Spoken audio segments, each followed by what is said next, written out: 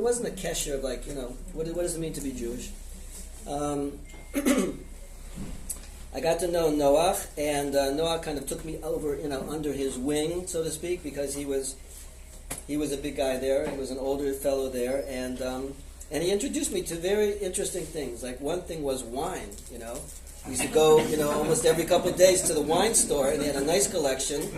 And he taught me everything I know about wine is from Noach. I passed it on to other people that I know. That's what it was, and these are the good wines, The second thing we did was chess, okay?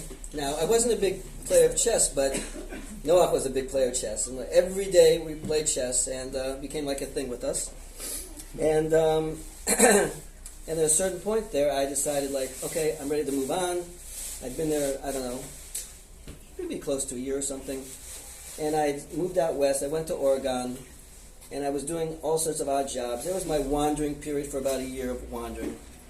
In the meantime, Noach was finished all of his business there and at the time he said, my girlfriend's in Israel, the one I met, my true love is in Israel, in Jerusalem, and, I'm going to be going there, and that's it, I'm becoming Jewish, we're getting married, that's it, family, everything.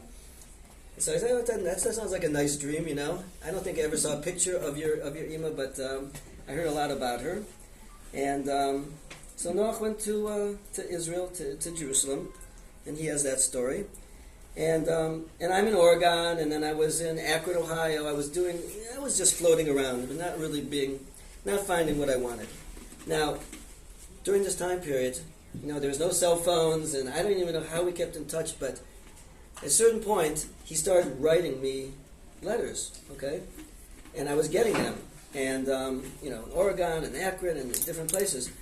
And the letters were really interesting. It was like life in Israel, what it's like here. And, he was trying to pull me. It was like, 11,000 miles away, the pull, to get me attracted here.